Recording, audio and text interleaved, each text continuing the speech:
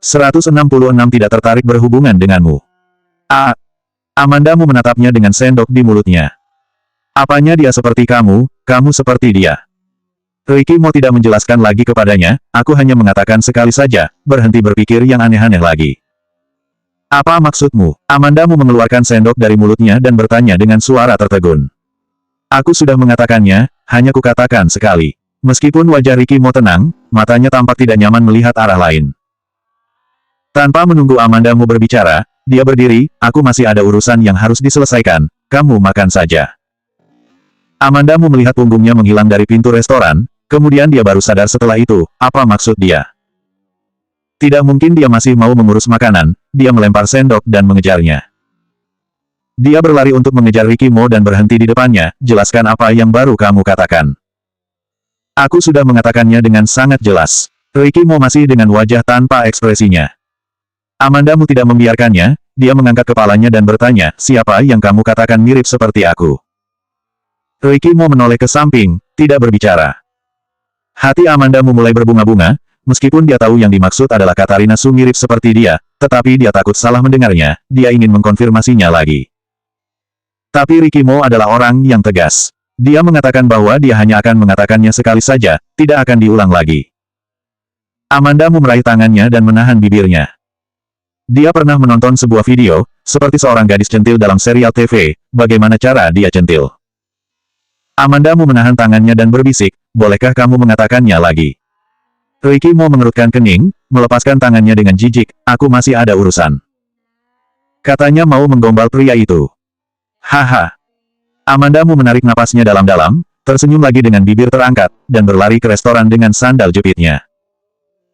Ricky Mo naik ke lantai 2 dan meletakkan satu tangan di pagar pembatas, melihat Amandamu berlari ke restoran dengan senyum di wajahnya, kemudian bibirnya secara tidak sadar tersenyum. Amandamu kembali ke restoran, setelah duduk dia baru bereaksi, yang Ricky Mo katakan, dia mirip denganmu.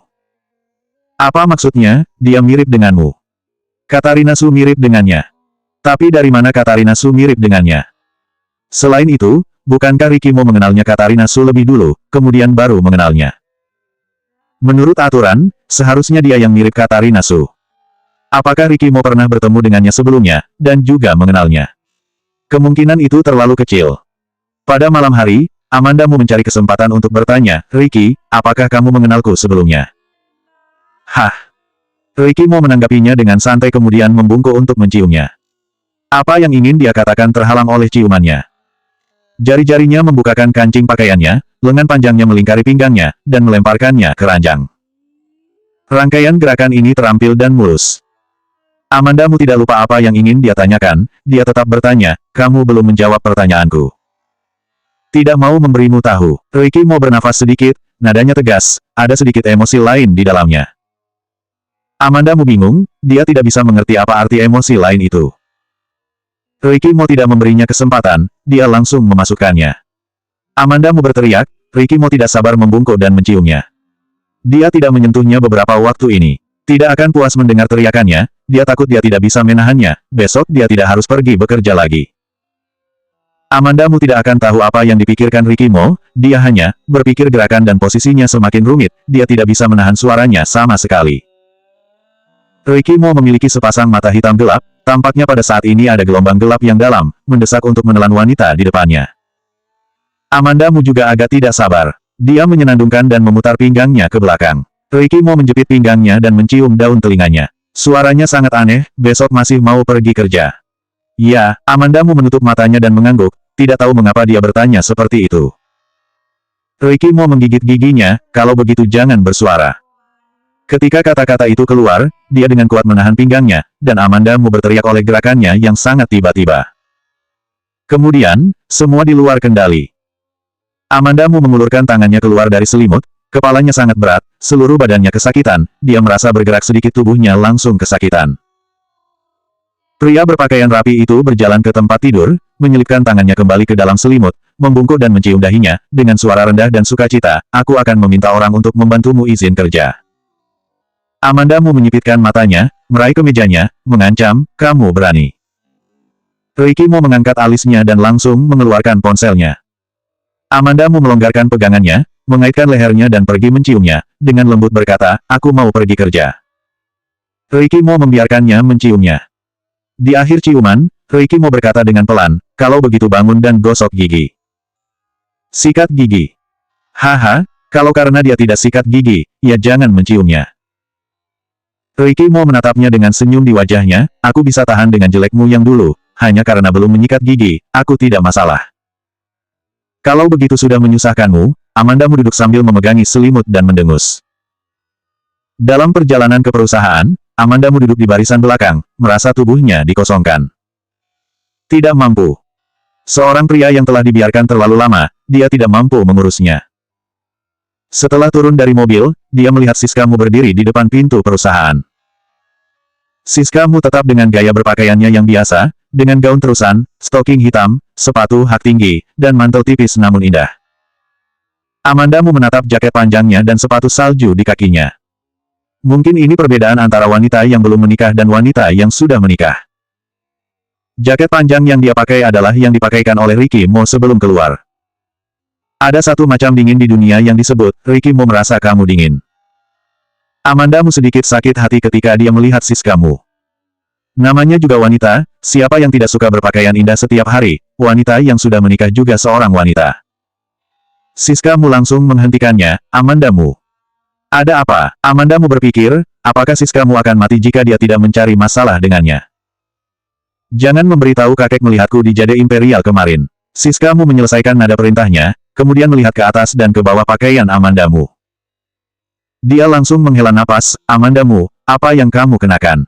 Bahkan jika Ricky Mo bisa melakukannya, terus melihatmu tidak memiliki penampilan seperti wanita, pasti tidak tertarik berhubungan denganmu. Amandamu langsung membalasnya, dia bisa atau tidak. Apa urusannya denganmu? Siskamu yang tak henti-hentinya membicarakan hal ini, membuat Amandamu tidak nyaman. 167 seseorang mengikuti kita. Tidak ada hubungannya denganku, aku hanya mengingatkanmu. Siskamu dengan wajahnya yang arogan. Amandamu tidak tahan untuk mengulurkan tangannya untuk menahan pinggangnya yang sakit.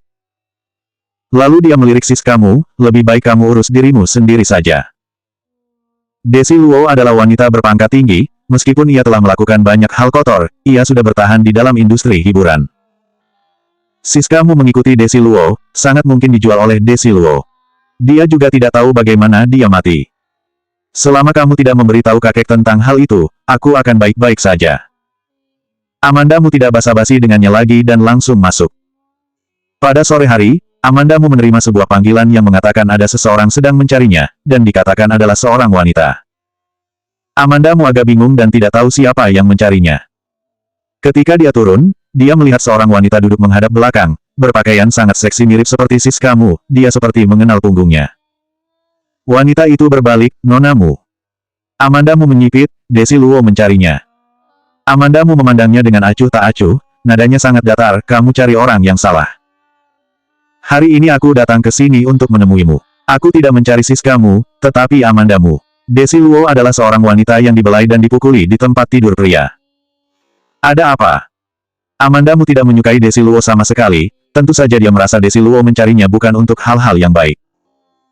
Bahkan jika ada hal yang baik, itu juga merupakan hal baik tanpa hati nurani. Hal-hal yang terjadi sebelumnya semua adalah salahku. Aku datang untuk meminta maaf kepadamu hari ini. Desi Luo mengaitkan rambut yang jatuh dari telingnya dan tersenyum dengan bibir melengkung, semuanya menunjukkan perasaannya. Setelah selesai berbicara, dia mengambil kantong dengan logo besar di sebelahnya, kemudian berdiri dan memberikannya kepada Amandamu, kalau Nonamu tidak keberatan, terimalah hadiah permintaan maafku. Desi Luo berpikir dia telah cukup menunjukkan ketulusan dan nada rendah hati. Dia juga pernah mendengar, Amandamu hanya seorang gadis berusia 20-an, kehidupan keluarganya kurang baik sebelumnya, temannya tidak banyak, setelah dia menikah ke keluargamu dan hidup dengan manusia sampah, pasti sangat sulit. Hati gadis semacam ini paling mudah untuk luluh dan paling mudah untuk disenangi. Amandamu melirik kantong kertas di tangan Desi Luo, seharusnya kamu meminta maaf kepada Lucy Sen. Sedangkan untukku, jika kamu membicarakan tentang kejadian di bar, aku tidak dirugikan. Kamu meminta seseorang untuk mengambil foto Lucy Sen secara diam-diam, tidak ada hubungannya denganku, kamu harus meminta maaf sendiri kepadanya. Melihat Amandamu tidak membiarkan masalah itu, wajah Desi Luo tidak terlalu baik.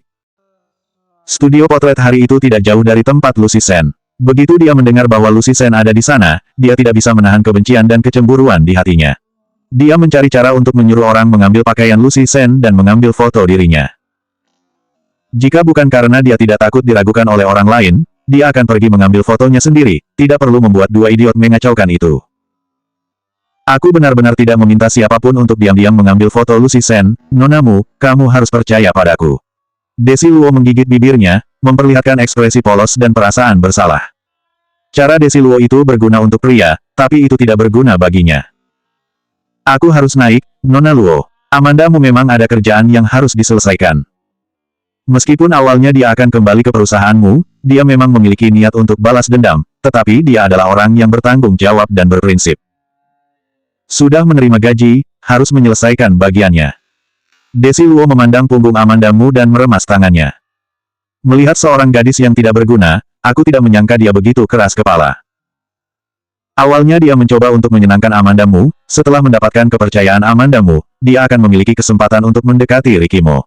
Setelah itu dia akan menggunakan beberapa cara kepada Rikimo, bahkan jika Rikimo adalah tidak mudah terpengaruhi, tetapi dia juga akan kecanduan padanya. Kalau begini, dia harus menggunakan metode lain.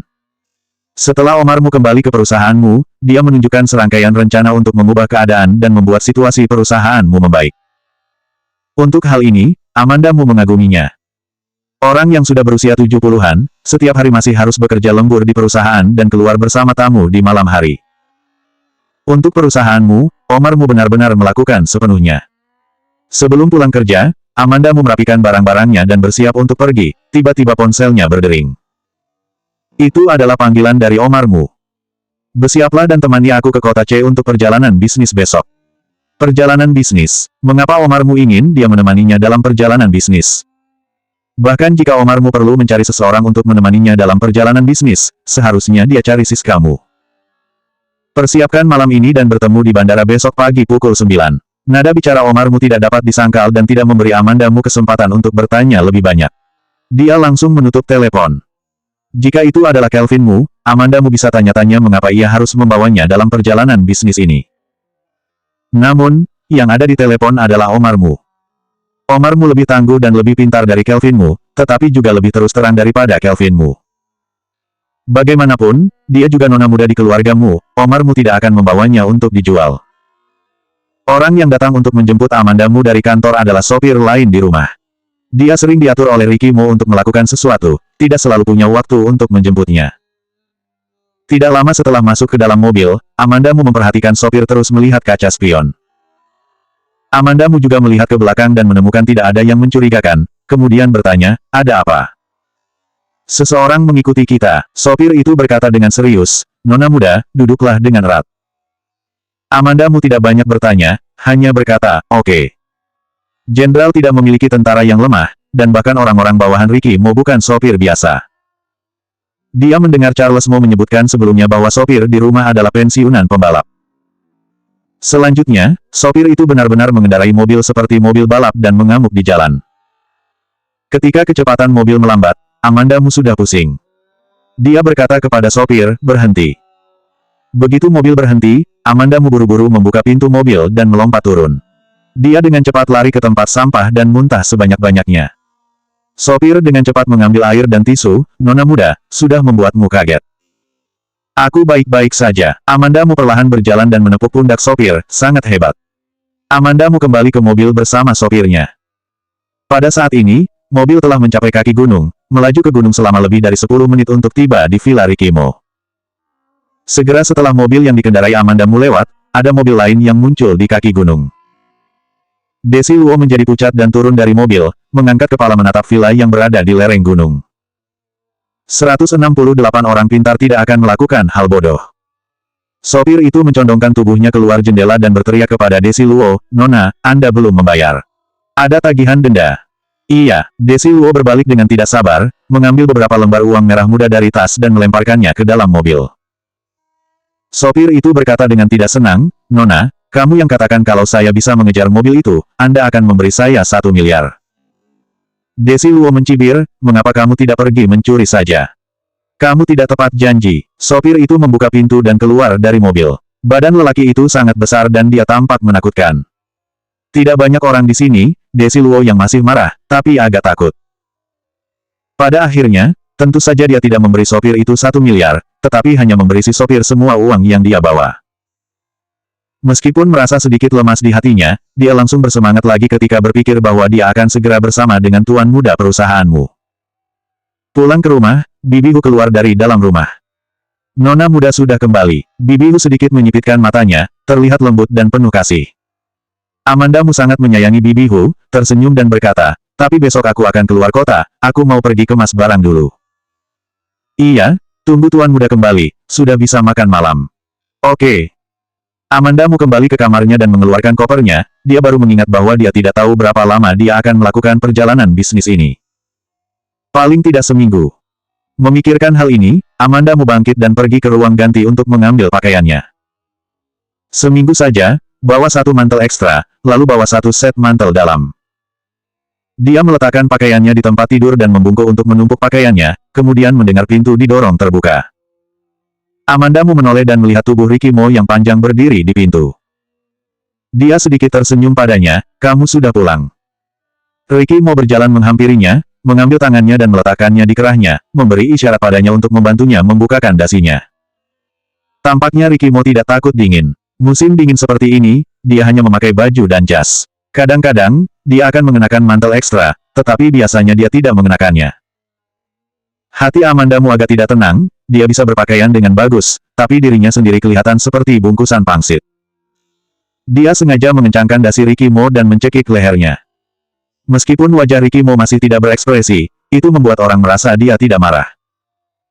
Dia menepuk tangan Amandamu dan menarik dasinya, kemudian berkata, jangan aneh-aneh. Amandamu menciutkan bibirnya, dengan patuh membuka ikatan dasinya. Ricky Mo memegang kepalanya dengan 1 tangan dan menundukkan kepalanya untuk mencium bibirnya. Suara rendah yang dengan sengaja diturunkan itu menarik perhatian, ini hadiah. Amandamu mengeluarkan suara, menyatakan tidak terima dengan hadiahnya. Ricky Mo tampak kesal, menciumnya dengan kuat dan bertanya kepadanya, aku mendengar kamu akan melakukan perjalanan bisnis. Berita yang didapat pria itu sangat cepat, dia hanya memberitahunya kepada Bibi Hu, dan dia sudah tahu setelah dia kembali. Amandamu mengangguk, mengutak-atik kancing di jasnya dan berkata, kakek menelponku secara pribadi, memintaku untuk menemaninya dalam perjalanan bisnis. Mungkin ini keputusan yang tiba-tiba, besok sudah harus pergi. Setelah mendengarkannya, Ricky Mo tidak segera bersuara, mata gelapnya melebar, tidak tahu apa yang dia pikirkan. Apa yang kamu pikirkan? Amandamu mengulurkan 1 jari dan menusuk dada Ricky Mo. Ricky Mo menahan jarinya dan berkata dengan suara yang rendah, tenang saja, kakekmu lebih pintar daripada Kelvinmu. Orang pintar tidak akan melakukan hal bodoh. Tidak peduli apa tujuan Omarmu memanggil Amandamu untuk menemaninya dalam perjalanan bisnis, dia pasti akan membawa Amandamu kembali tanpa kekurangan apapun. Anggota keluargamu yang lain masih berpikir bahwa Ricky Mo adalah Charles Mo, tetapi Omarmu tahu bahwa dia adalah Ricky Mo. Hari itu dia menemani Amandamu kembali ke rumahmu untuk makan malam. Dia memberitahu Omarmu dengan tindakannya bahwa Amandamu adalah istri keluarga Mo dan istri Ricky Mo. Keluargamu harus berhenti mencoba melakukan hal-hal bodoh untuk menantang keluargamu. Amandamu menatapnya, kamu tahu lagi.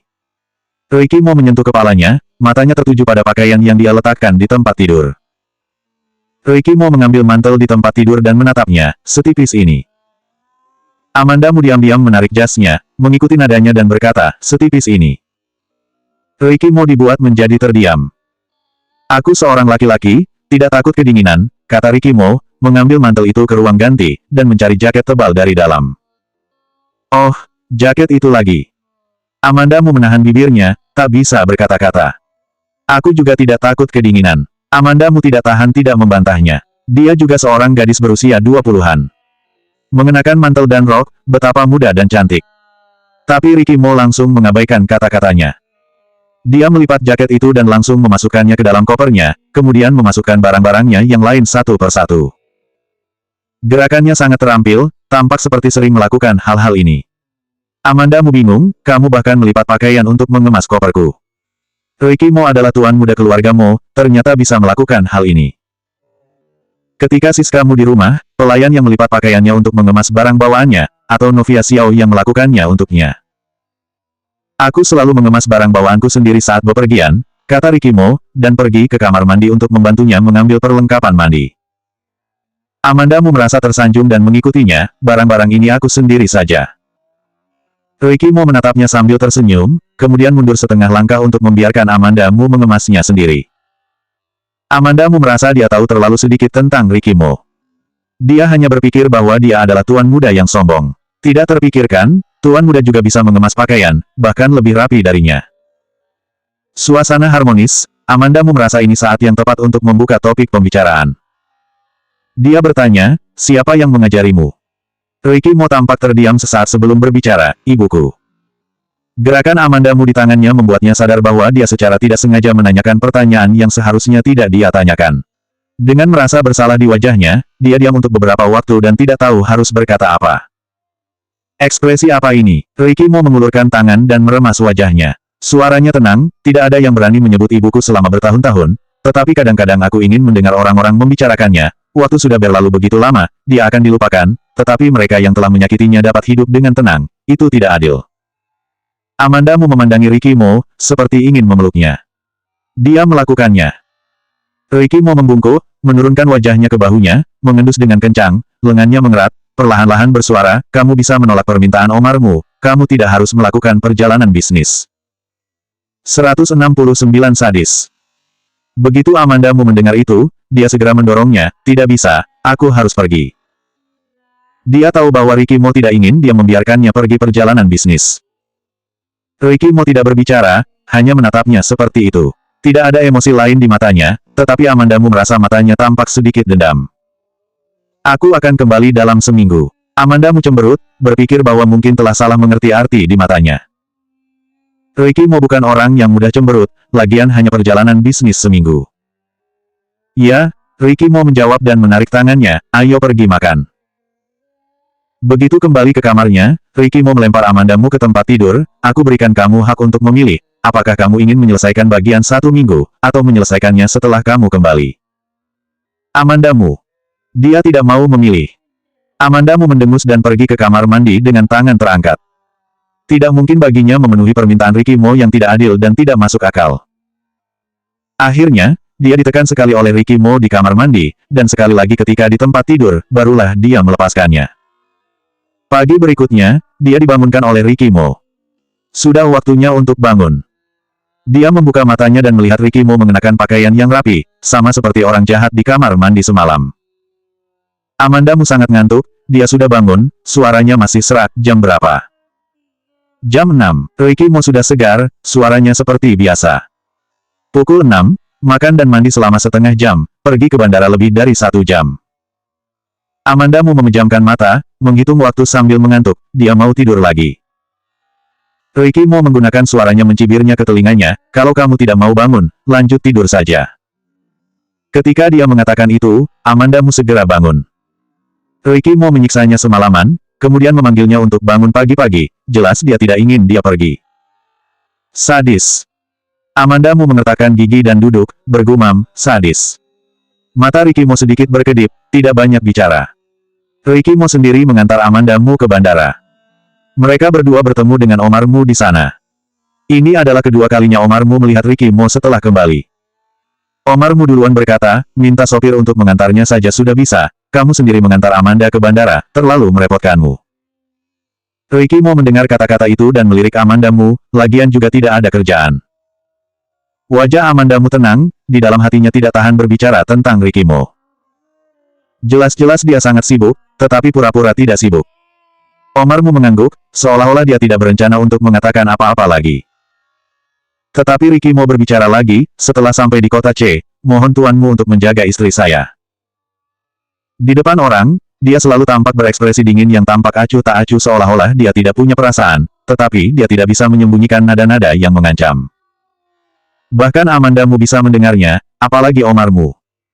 Wajah Omarmu sedikit menegang, kemudian dia berkata dengan tenang, sudah pasti, Amanda adalah cucuku. Ricky Mo mendengar kata-kata itu, tetapi hanya mengaitkan bibirnya, tidak tersenyum. Omarmu menoleh dan berkata kepada Amandamu, ayo masuk. Amandamu menarik koper dan berjalan ke dalam, tidak lupa berbalik untuk melakukan isyarat telepon ke Ricky Mo. Dia akan menelponnya ketika dia tiba di kota C. Pakaian Ricky Mo yang berharga, ditambah dengan tubuhnya yang tinggi, berdiri di tengah keramaian bandara tempat orang-orang datang dan pergi, dia seolah-olah bersinar menarik perhatian orang, dan juga terlihat sedikit arogan. Amandamu berbalik beberapa kali sebelum dia berjalan menuju pemeriksaan keamanan. Pada saat ini, dia baru memperhatikan wajah Omarmu sangat buruk. Itu pasti karena ancaman Rikimo, wajah menunjukkan semuanya. Meskipun Rikimo meminta Omarmu menjaganya, tapi dia tahu harus membantu Omarmu mendorong barang bawaannya. Omarmu tidak membawa asisten dan sekretarisnya, Amandamu harus mengambil alih. Melihat Amandamu menarik koper dari tangannya, Omarmu menoleh untuk melihatnya.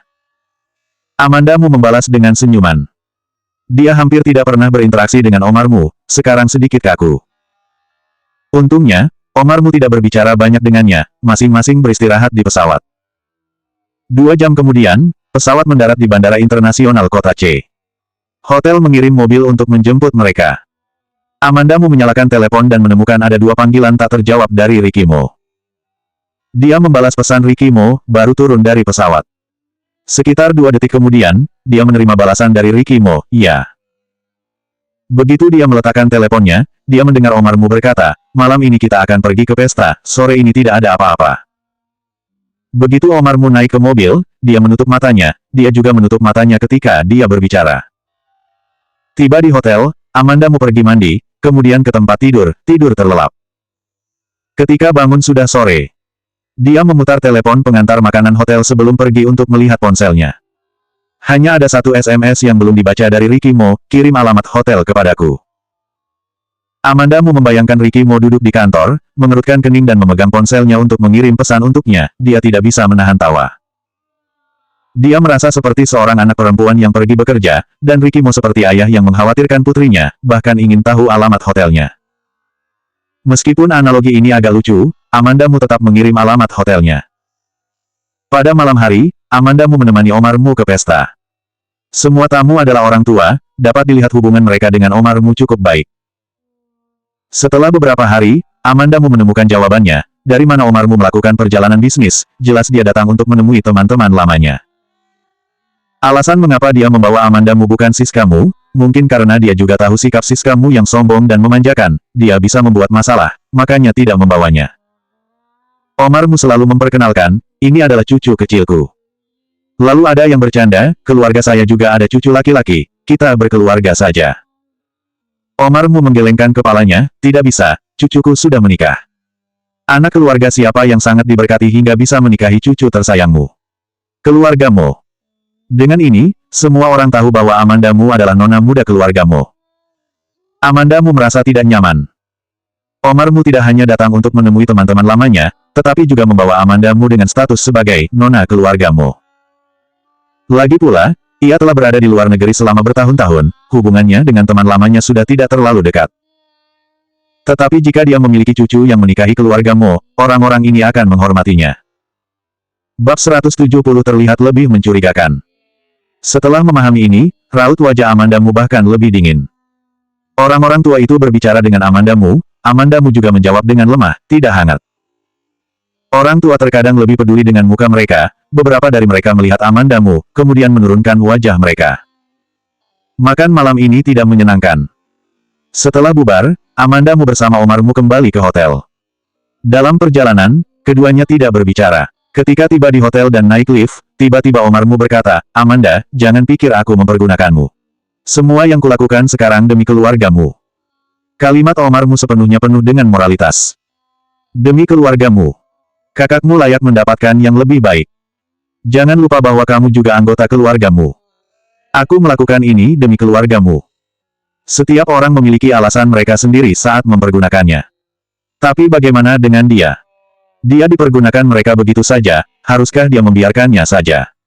Amandamu menoleh untuk menatapnya. Wajah putihnya penuh dengan kedinginan. Di bawah cahaya lampu pijar lift, dia terlihat semakin dingin. Dia menatap Omarmu, tapi luka yang aku alami sejak kecil hingga besar didapatkan dari keluargamu. Omarmu mendengar kata-kata itu, wajahnya tegang dan ekspresinya menjadi rumit. Seperti kata Rikimo, Omarmu adalah orang yang bijak, berbicara dengannya tidak perlu basa-basi. Setelah berpikir, Omarmu berkata dengan lantang, dulu ayahmu dan adikmu yang tidak benar, hal-hal itu tidak akan terjadi lagi. Ting! Tiba di lantai yang dipilih, pintu lift terbuka. Amandamu keluar terlebih dahulu, Siskamu meminta seseorang untuk membunuhku, bagaimana dengan itu? Setelah selesai berbicara, dia mau meninggalkannya. Tiba-tiba dia teringat sesuatu, dia menoleh ke Omarmu, dengan pelan berkata, "Kakek, aku tidak mengerti tentang satu hal." Alis Omarmu sedikit mengernyit, wajahnya aneh, mungkin karena oleh ucapan sebelumnya, wajahnya tidak terlalu enak dilihat. Pada saat itu, mengapa keluargamu setuju untuk membiarkan Siskamu dan Rikimu bertunangan? Bahkan jika Rikimu benar-benar seorang pria yang tidak manusiawi, dia masih bisa mencari wanita yang lebih baik daripada Siskamu untuk menjadi nona muda. Keahlian Amandamu mungkin bisa menipu Kelvinmu, tapi di depan Omarmu, keahlian itu tidak diperlukan. Karena Omarmu bisa dengan mudah mengetahuinya, dia meminta wartawan untuk diam-diam pergi ke pabrik untuk mengambil foto, tentu saja hal lain sulit untuk menipu dia. Lebih baik mengatakannya secara langsung.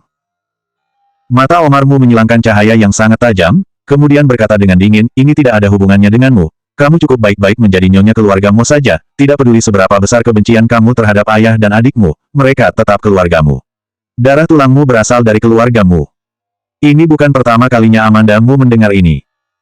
Dia tidak berharap Omarmu menjawab pertanyaannya, tapi pernyataan seperti itu membuatnya tertawa. Segera, dia berkata dengan dingin, "Jantunglah yang membuat darah. Bisakah kamu membuat hatiku menjadi milik keluargamu?" Wajah Omarmu tiba-tiba berubah, dan Amandamu pergi sambil tersenyum. Ada kesamaan antara Omarmu dan Rikimu, mereka terbiasa mengendalikan orang lain. Hanya saja keinginan Omarmu untuk mengendalikan adalah terlihat, sedangkan Rikimu dengan diam-diam, tetapi sangat kuat. Terus menemani Omarmu untuk makan malam selama beberapa hari ini, Amandamu sudah lelah secara fisik dan mental. Omarmu berencana pulang 2 hari lagi. Amandamu tidak ingin tinggal lebih lama lagi, dia mau pulang besok. Dia membuka koper dan bersiap untuk mengemasnya, kemudian dia menerima telepon dari Rikimu. Baru pulang ke hotel. Ya, Amandamu duduk di samping tempat tidur. Dalam beberapa hari terakhir, dia masih dipengaruhi oleh beberapa hal. Rikimu terdiam sesaat, tiba-tiba mendengarnya bertanya, "Apa yang terjadi?" Dia memperhatikan emosi Amandamu, suaranya rendah tanpa disadari. Amandamu berkata, "Tidak apa-apa, aku hanya ingin pulang." "Besok." "Ya, besok. Aku akan menjemputmu." Setelah berbicara dengan Rikimu sebentar, Amandamu merasa suasana hatinya telah membaik, dia dengan cepat membereskan barangnya dan pergi tidur. Keesokan paginya, dia membiarkan Omarmu, langsung meninggalkan hotel pergi ke bandara. Dia benar-benar merasa lelah dengan orang-orang dan urusan keluargamu. Duduk di pesawat, Amandamu mengirim pesan kepada Rikimu kemudian mematikan telepon. Berpikir akan bertemu dengan Rikimu 2 jam lagi, ada jejak kegembiraan di hatinya. Ketika turun dari pesawat, dia keluar dari bandara dan menyalakan ponselnya, melihat Rikimu tidak membalas pesannya, dia justru memiliki beberapa panggilan yang tidak terjawab. "Amanda." Seseorang memanggilnya dari belakang. Amandamu tidak mempedulikannya karena dia pikir dia salah dengar, sampai seseorang menepuk pundaknya, dia melihat Peter Si begitu dia berbalik. Amandamu terkejut, "Kakak." Setelah pertemuan sebelumnya, Amandamu biasa saja terhadap Peter Si. Peter Si mengenakan mantel panjang hitam dengan turtleneck putih, rambutnya tidak diurus, menggantung terlihat lembut, orangnya tampak baik dan ramah. Matanya tertuju pada koper Amandamu, "Kamu pergi kemana?" "Aku baru saja kembali dari perjalanan bisnis di kota C." Amandamu melihat tidak ada asisten di samping Peter Si, dia juga tidak memiliki barang bawaan, "Kamu?" "Aku pergi untuk merekam program di luar kota." Tidak mendapat tiket, mereka mengambil penerbangan berikutnya untuk kembali. Peter Si melihat sekeliling, "Ricky tidak menjemputmu." "Mungkin dia belum datang, aku harus meneleponnya." Pada saat itu juga, ponsel Amandamu menerima pesan baru. Itu adalah pesan dari Rikimu, "Tiba-tiba ada urusan, aku akan meminta Doni untuk menjemputmu." Ekspresi di wajah Amandamu memberi sedikit jeda, membalas Rikimu dengan kata, "Ya." Perubahan kecil dalam ekspresinya ini tidak luput dari mata Peter Si, "Sebentar lagi akan macet, kalau Rikimu belum datang, aku bisa mengantarmu kembali dulu." Amandamu mengangguk, "Kalau begitu maaf merepotkanmu Kak." Peter Si mengambil dan menggunakan masker, kemudian meraih koper di tangan Amandamu, "Ikut aku." Amandamu ingin mengatakan bahwa dia bisa mengambilnya sendiri, tetapi Peter Si sudah pergi, jadi dia hanya bisa mengikutinya. Merasa bahwa beberapa gadis yang lewat memandang Peter Si, dia tiba-tiba teringat bahwa Peter Si adalah seorang selebriti, kalau dia dikenali. Jadi, dia melambat dan dengan sengaja membuat jarak di belakang Peter Si. Peter Si meletakkan koper Amandamu di mobil, Ketika dia melihat Amandamu berlari diam-diam, dia tidak bisa menahan senyum, kamu terlihat lebih mencurigakan kalau diam-diam. Selanjutnya 171 berkencan di rumah.